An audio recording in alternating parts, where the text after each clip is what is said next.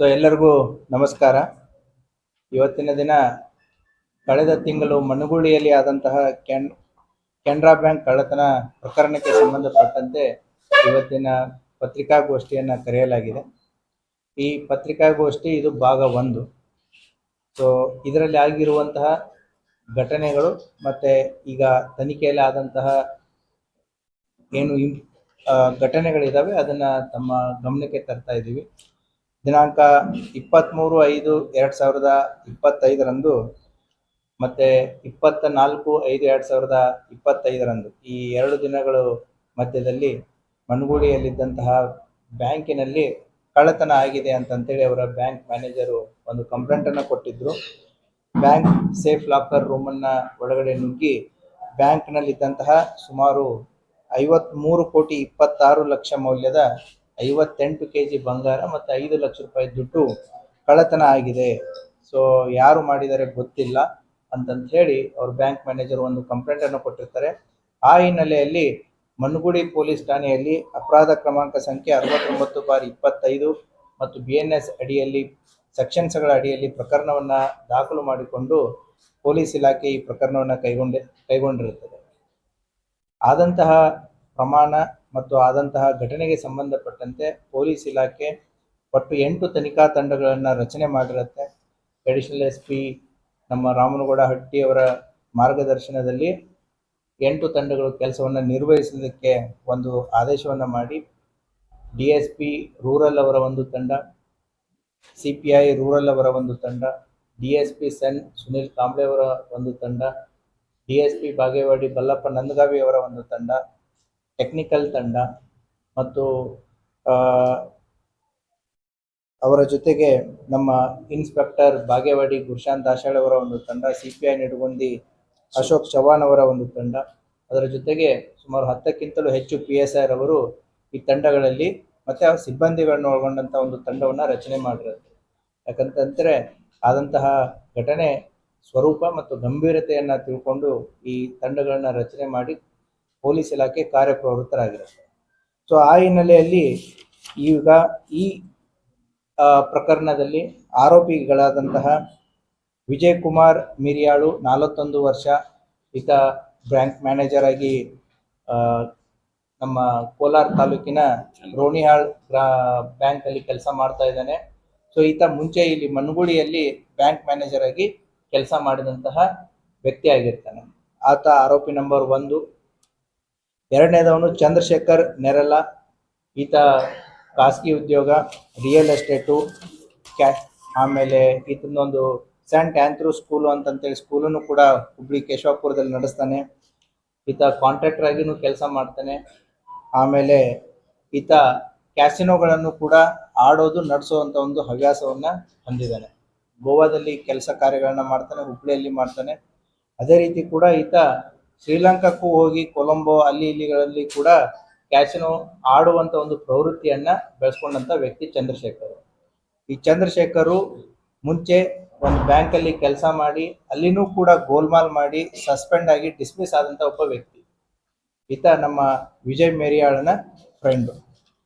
ಇನ್ನೊಬ್ಬ ವ್ಯಕ್ತಿ ಸುನಿಲ್ ಮೋಕಾ ಅಂತಂತೇಳಿ, ಇವನು ಕೂಡ ಈ ಚಂದ್ರಶೇಖರನ ಜೊತೆಗೆ ಅಸೋಸಿಯೇಟ್ ಆಗಿದ್ದು ಅವನ ಹತ್ತಿರ PA ರೀತಿಯಲ್ಲಿ ಕೆಲಸ ಮಾಡುವಂಥ ಒಬ್ಬ ವ್ಯಕ್ತಿ. ಇವನು ಕೂಡ ಈಗೇನು ಚಂದ್ರಶೇಖರ್ ಇದ್ದಂಥ ಎಲ್ಲ ಚಟಗಳನ್ನು ಕೂಡ ಇವನಿಗೂ ಇರುವಂಥ ಒಬ್ಬ ವ್ಯಕ್ತಿ. ಈ ಮೂವರು ಈಗ ಆರೋಪಿಗಳನ್ನ ನಾವು ಬಂಧನ ಮಾಡಿದ್ದೀವಿ.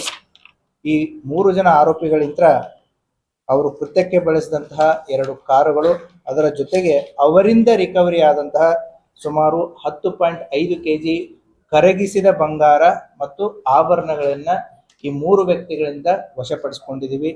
ಸುಮಾರು 10,75,00,000 ವ್ಯಾಲ್ಯೂವಿನ ವಸ್ತುಗಳನ್ನ ಅವರಿಂದ ಈ 3 ಜನ ವ್ಯಕ್ತಿಗಳಿಂದ ವಶಪಡಿಸಿಕೊಂಡಿದ್ದೀವಿ.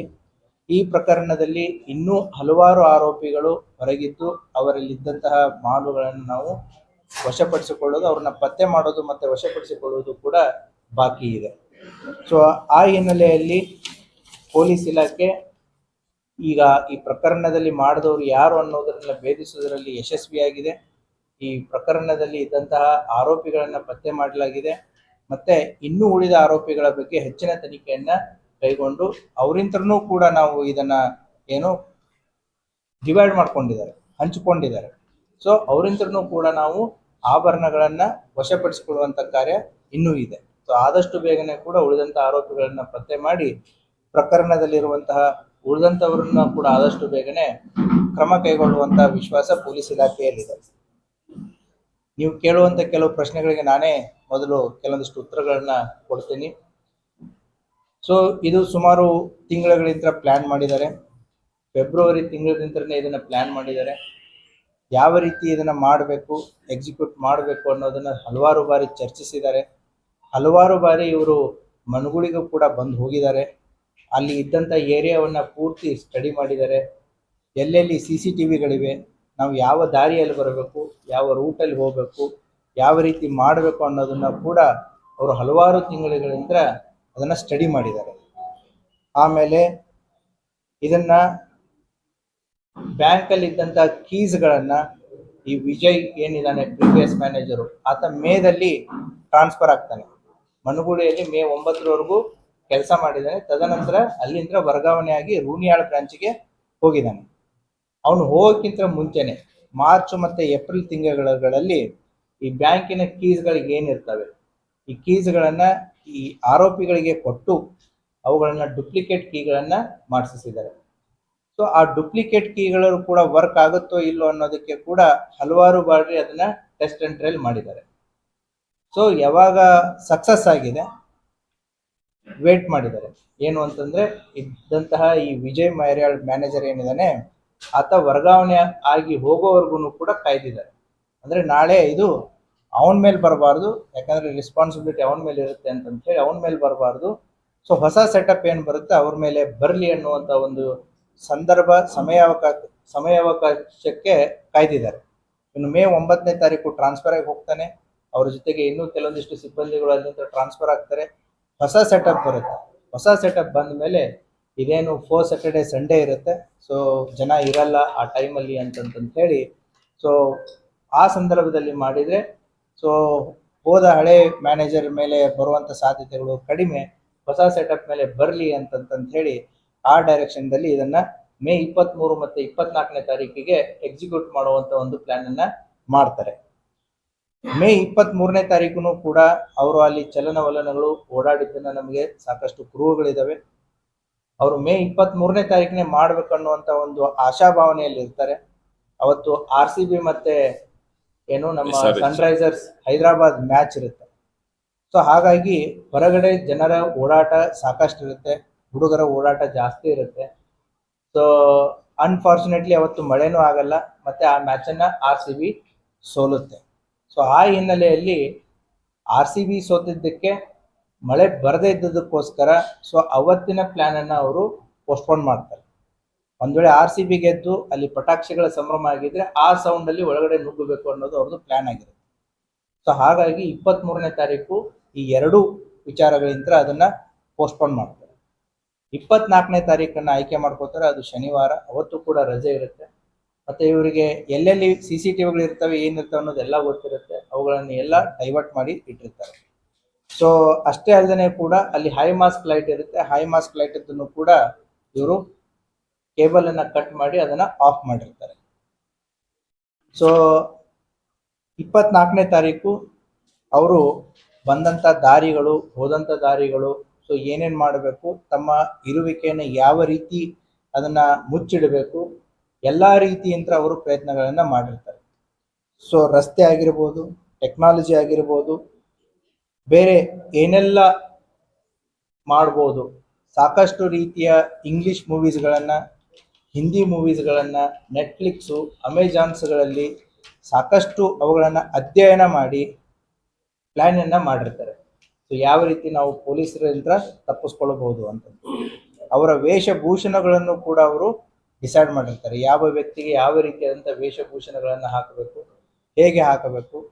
ಸೊ ಪ್ರತಿಯೊಂದನ್ನ ಮಾಸ್ಕು, ಹೆಲ್ಮೆಟ್ಟು, ಮರಿಚಿಕೆಗಳನ್ನು ಯೂಸ್ ಮಾಡ್ತಾರೆ. ಸೊ ಯೂಸ್ ಮಾಡಿ ಎಲ್ಲಿಯೂ ಕೂಡ ಕುರುಹುಗಳು ಬರಬಾರ್ದು ಅನ್ನೋವಂಥ ಒಂದು ಇದರಲ್ಲಿ ಪ್ಲಾನನ್ನು ಮಾಡಿರ್ತಾರೆ. ಅಷ್ಟೇ ಅಲ್ಲದೆ ಇಲ್ಲಿ ವೆಹಿಕಲ್ಸ್ಗಳನ್ನು ಯಾವ ರೀತಿ ಯೂಸ್ ಮಾಡಬೇಕು ಅನ್ನೋದನ್ನು ಕೂಡ ಅವರು ಮೊದಲೇ ಪ್ರೀ ಪ್ಲಾನ್ ಮಾಡಿದ್ದಾರೆ. ಸೊ ಇಲ್ಲಿ ಒಂದು ಟ್ರಕ್ಕನ್ನು ಯೂಸ್ ಮಾಡಿದ್ದಾರೆ. ಇಲ್ಲಿ ಓಡಾಡೋದಕ್ಕೆ ಟೂ ವೀಲರ್ಸ್ಗಳನ್ನ ಯೂಸ್ ಮಾಡಿದ್ದಾರೆ. ಸೊ ಆ ಟ್ರಕ್ಗಳಲ್ಲಿ ಈ ಟೂ ವೀಲರ್ಸ್ಗಳನ್ನ ಸಾಗಿಸಿದ್ದಾರೆ. ಸೊ ದ್ಯಾಟ್ ಆ ಟೂ ವೀಲರ್ಸ್ಗಳು ಎಲ್ಲಿ ಹೋಯ್ತು, ಏನು ಮಾಡ್ತು ಅನ್ನೋದನ್ನ ಗೊತ್ತಾಗಬಾರ್ದು ಅಂತ. ಸೊ ಈ ರೀತಿಯಾದಂತಹ ಅಂದರೆ ಈ ಮೂವೀಸ್ಗಳ ಪರಿಣಾಮ, ನೆಟ್ಫ್ಲಿಕ್ಸು, ಅಮೆಜಾನ್ಸ್ಗಳಲ್ಲಿ ಬರುವಂತಹ ಕ್ರೈಮ್ ಸ್ಟೋರೀಸ್ಗಳು, ಇವುಗಳನ್ನ ಎಲ್ಲವನ್ನ ನೋಡಿ ಮಾಡಿ ಇದನ್ನ ಸರಿಯಾದಂಥ ಒಂದು ಪ್ಲಾನನ್ನು ಸಿದ್ಧತೆಯನ್ನು ಮಾಡ್ಕೊಂಡಿದ್ದಾರೆ. ಅದೇ ರೀತಿ ನೀವು ಪ್ರಶ್ನೆಗಳನ್ನ ಕೇಳಿದ್ದೀರಾ, ಬ್ಲ್ಯಾಕ್ ಮ್ಯಾಜಿಕ್ ಮಾಡಿದ್ದಾರೆ ಸರ್, ಬ್ಲ್ಯಾಕ್ ಮ್ಯಾಜಿಕ್ ಮಾಡಿದ್ದಾರೆ, ಯಾಕೆ, ಏನು, ಎಂತ ಅಂತಂತೇಳಿ. ಅದಕ್ಕೂ ಕೂಡ ತಾವು ಸ್ಟಾರ್ಟಿಂಗಲ್ಲಿ ಹಲವಾರು ಪ್ರಶ್ನೆಗಳನ್ನು ಕೇಳಿದ್ರಿ. ಈ ಬ್ಲ್ಯಾಕ್ ಮ್ಯಾಜಿಕ್ ಮಾಡಿದ್ದನ್ನು ಕೂಡ ಇವರು ಬೇರೆ ಬೇರೆ ರಾಜ್ಯಗಳಲ್ಲಿ ಆದಂತಹ ಬ್ಯಾಂಕ್ ಅಫೆನ್ಸಸ್ಗಳು ಯಾವ ರೀತಿ ಇತ್ತು, ಏನಿತ್ತು, ಅವುಗಳನ್ನು ಕೂಡ ಇವರು ಅಧ್ಯಯನ ಮಾಡಿದ್ದಾರೆ. ಸೊ ತಮಿಳುನಾಡು ಮತ್ತು ಕೇರಳಗಳಲ್ಲಿ ಬ್ಲ್ಯಾಕ್ ಮ್ಯಾಜಿಕ್ ಮಾಡಿ ಬ್ಯಾಂಕ್ಗಳನ್ನು ಕಳ್ಳತನ ಮಾಡಿರುವಂಥ ಹಲವಾರು ಘಟನೆಗಳನ್ನು ಇವರು ನೋಡಿಬಿಟ್ಟು ಅಲ್ಲಿ ಬ್ಲ್ಯಾಕ್ ಮ್ಯಾಜಿಕ್ಕನ್ನು ಮಾಡಿ ಕುಂಕುಮ, ಅರಿಶಿನ, ಕರ್ಪೂರ, ಊದಿನ ಕಡ್ಡಿ, ಏನೇನು ಬೇಕು ಎಲ್ಲ ಬ್ಯಾಂಕ್ ತುಂಬ ಎಲ್ಲ ಮಾಡಿ, ಸೊ ದ್ಯಾಟ್ ಪೊಲೀಸರ ಅಟೆನ್ಷನನ್ನು ಡೈವರ್ಟ್ ಮಾಡೋದಕ್ಕೆ, ಸೊ ಮಾಡಿದವರು ಮೋಸ್ಟ್ಲಿ ಕೇರಳ ಮತ್ತು ತಮಿಳುನಾಡು ಕಡೆದವರು ಇರಬಹುದೇನೋ ಅನ್ನುವಂಥ ಊಹೆ ಪೊಲೀಸರಿಗೆ ಬರಲಿ ಅನ್ನೋವಂಥ ಒಂದು ದಾರಿ ತಪ್ಪಿಸುವಂಥ ಒಂದು ಮಾರ್ಗವನ್ನು ಅವರು ಕೈಗೊಂಡಿದ್ದಾರೆ. ಅಷ್ಟೇ ಅಲ್ಲದೆ ಬ್ಯಾಂಕಲ್ಲಿ ತಾವು ಈಗಾಗಲೇ ತಮಗೆ ಗೊತ್ತಿರೋ ಹಾಗೆ ಖಾರದ ಪುಡಿಯನ್ನು ಹಚ್ಚಿದ್ದಾರೆ, ಮಾಡಿದ್ದಾರೆ ಅಂತಂತೇಳಿ ತಾವು ಕೂಡ ವರದಿಯನ್ನು ಮಾಡಿದ್ರಿ. ಇದು ಡಾಗ್ ಸ್ಕ್ವಾಡ್ ಆಗಿರ್ಬೋದು ಅಥವಾ ಪೊಲೀಸರಿಗೆ ಫಿಂಗರ್ ಪ್ರಿಂಟ್ ಸಿಗಬಾರ್ದು ಅಂತಂತೇಳಿ